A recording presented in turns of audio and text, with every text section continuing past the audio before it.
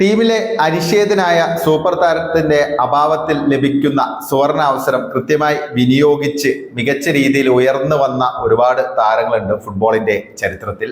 Gonzalo ഗാർഷ്യയുടെ ഈ ഒരു club world കപ്പിലെ പ്രകടനം കാണുമ്പോൾ അങ്ങനെയാണ് തോന്നുന്നത്. കാരണം അദ്ദേഹത്തിന് ഇനി ഒരുപാട് യാത്ര ചെയ്യാനുണ്ട്. പക്ഷെ അങ്ങനെയാണെങ്കിലും ഈ ചുരുങ്ങിയ കാലത്തിനിടയിൽ ഇപ്പം തന്നെ റയൽ മാഡ്രിഡിന്റെ ഒരു പ്രോമിസിംഗ് പ്ലെയർ ആയിട്ട് ഗാർഷ്യ മാറിയിരിക്കുകയാണ്. സാബി അലോൺസോ എന്ന് പറയുന്ന പരിശീലകൻ തന്നിൽ അർപ്പിച്ച വിശ്വാസം പൂർണ്ണമായും കാത്തു സൂക്ഷിക്കാൻ ഗാർഷ്യക്ക് കഴിഞ്ഞിരിക്കുന്നു. വളരെ ഇമ്പാക്റ്റ് ഉണ്ടാക്കുന്ന രീതിയിൽ, പ്രത്യേകിച്ച് ഫൈനൽ തേർഡിൽ ഒരു ഇമ്പാക്റ്റ് ഉണ്ടാക്കുന്ന പ്ലെയർ ആയിട്ട് ഗാർഷ്യ മാറിയിരിക്കുന്നു എന്നുള്ളതാണ്. 21 വയസ്സ് മാത്രമേ ഉള്ളെങ്കിലും വളരെ ടഫ് മെന്റാലിറ്റി ഉള്ള ഹാർഡ് വർക്കിംഗ് ആയുള്ള ഒരു പ്ലെയർ ആണ് ഗോൺസാലോ ഗാർഷ്യ.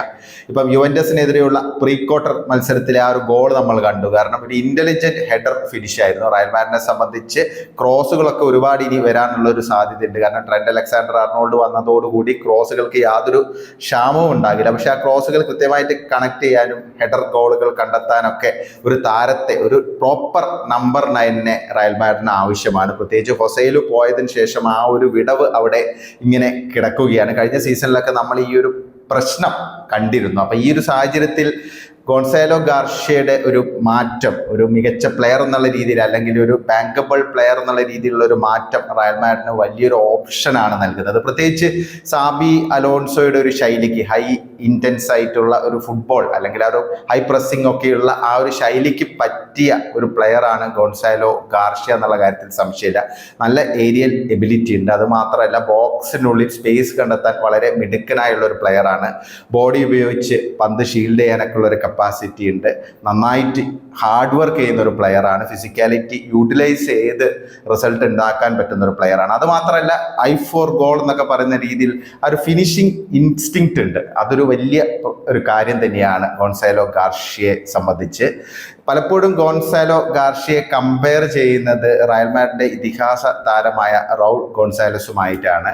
റൗളിന്റെ പല മൂവ്മെന്റ്സും ഗോൺസാലോ ഗാർഷ്യയുടെ മൂവ്മെന്റ്സുമായിട്ട് സാമ്യമുണ്ടെന്ന് അവരുടെ പരിശീലകനായ സാബി അലോൺസോ തന്നെ പറഞ്ഞിട്ടുണ്ട്. അപ്പൊ എന്തായാലും ഇനി ഒരുപാട് യാത്ര ചെയ്യാനുണ്ട് ഗോൺസാലോ ഗാർഷ്യക്ക്. പക്ഷെ അങ്ങനെയാണെങ്കിലും ഒരു പ്രോമിസിംഗ് ടാലന്റ് എന്നുള്ള രീതിയിൽ ഉയർന്നുകൊണ്ടിരിക്കുകയാണ് ഗാർഷ്യ എന്നുള്ളത് ഒരു സംശയമില്ലാത്ത കാര്യമാണ്. ഈ ഒരു ക്ലബ്ബ് വേൾഡ് കപ്പ് അതിനുള്ള ഒരു വേദിയായി മാറിയിരിക്കുന്നു. അതും എംബാപ്പയുടെ അഭാവത്തിൽ കിട്ടിയ അവസരം കൃത്യമായിട്ട് വിനിയോഗിക്കാൻ ഗാർഷ്യക്ക് സാധിച്ചിരിക്കുന്നു എന്നുള്ളതാണ്.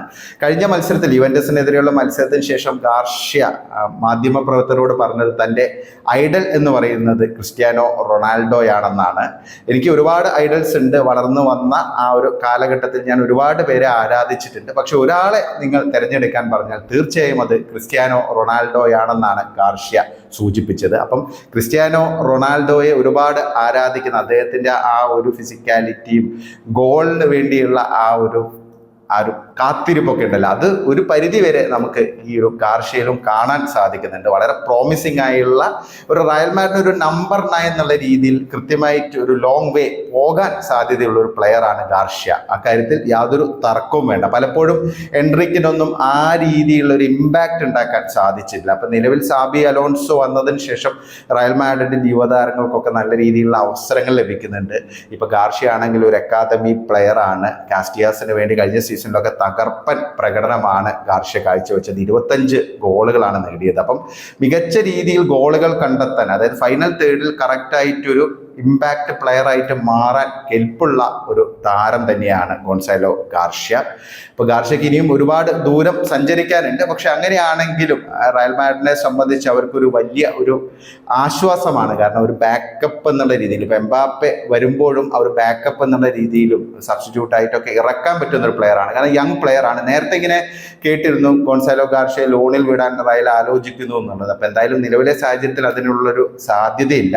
പിന്നെ താരത്തെ സംബന്ധിച്ച് ഇനി അടുത്ത മത്സരത്തിൽ, അതായത് ക്വാർട്ടർ മത്സരത്തിൽ, ക്ലബ് വേൾഡ് കപ്പിന്റെ ക്വാർട്ടർ മത്സരത്തിൽ സ്റ്റാർട്ടിംഗ് 11-ൽ ഇടം നേടാൻ ഉള്ള അവസരമില്ല എന്നുള്ളതൊരു ദുഃഖകരമായ കാര്യമാണ്. കാരണം എംബാപ്പെ തിരിച്ചെത്തിയിരിക്കുന്നു. എംബാപ്പെ ഓൾറെഡി ഇപ്പൊ യുവന്റസിനെതിരെയുള്ള മത്സരത്തിൽ 68-ാം മിനിറ്റിൽ ഇറങ്ങി. ഗോൺസാലോ ഗാർഷ്യ ഗോളൊക്കെ അടിച്ച് നിൽക്കുന്ന അവസ്ഥയിൽ ആണ് അദ്ദേഹത്തെ പിൻവലിച്ച് പിന്നീട് എംബാപ്പെ ഇറക്കേണ്ടി വന്നത്. സ്വാഭാവികമായിട്ട് എംബാപ്പയും ബെല്ലിംഗാമും പിന്നെ വിനീഷ്യസ് ഒക്കെ ഉൾപ്പെടുന്ന വമ്പൻ താരനിരയെ കൂടുതലായി ആശ്രയിച്ചുള്ള ഒരു ടാക്ടിക്സ് തന്നെയായിരിക്കും സാബി അലോൺസോയെ സംബന്ധിച്ച്. പക്ഷേ ഈ ഒരു താരം ഗോൺസാലോ ഗാർഷ്യ എന്ന് പറയുന്ന പ്ലെയർ നല്ലൊരു ബാക്കപ്പ് പ്ലെയർ ആയിട്ട് വളർന്നു വരുന്നത് റയൽ മാഡ്രിഡിന് വളരെ പ്രോമിസിംഗ് ആയിട്ടുള്ള ഒരു കാര്യമാണ്. പ്രത്യേകിച്ച് ഒരു സ്ട്രൈക്കറെ ഈ ഒരു സമ്മർ ട്രാൻസ്ഫർ വിൻഡോയിൽ സൈൻ ചെയ്യാൻ റയൽ മാഡ്രിഡ് ഉദ്ദേശിക്കുന്നില്ല എന്നുള്ള റിപ്പോർട്ടുകളൊക്കെ നേരത്തെ വന്നിരുന്നു. അപ്പോൾ ആ ഒരു സാഹചര്യത്തിൽ അതിനുള്ള ഒരു പരിഹാരം ഒരു പരിധിവരെ കണ്ടെത്താൻ സാധിച്ചിരിക്കുന്നു എന്നുള്ളതാണ്. പ്രത്യേകിച്ച് ക്ലബ് വേൾഡ് കപ്പിലെ ഇന്റൻസ് ആയുള്ള മത്സരങ്ങളിൽ എല്ലാം മികച്ച രീതിയിൽ പെർഫോം ചെയ്യാൻ ഗാർഷ്യക്ക് സാധിച്ചിട്ടുണ്ട്. അപ്പോൾ എന്തായാലും ഇതൊരു പ്രോമിസിംഗ് ആയുള്ള കാര്യമാണ്. ഒന്നാമത് ഏരിയൽ എബിലിറ്റി ഉള്ള അത്യാവശ്യം നല്ല ഫിസിക്കാലിറ്റി ഉള്ള ഒരു പ്ലെയർ എന്നുള്ളതും ഒരു പോസിറ്റീവായുള്ള ഒരു നോട്ട് തന്നെയാണ്. നിങ്ങൾക്ക് എന്താണ് തോന്നുന്നത്? ഗോൺസാലോ ഗാർഷ്യയെ കുറിച്ചുള്ള നിങ്ങളുടെ അഭിപ്രായങ്ങൾ കമന്റായി രേഖപ്പെടുത്തണേ.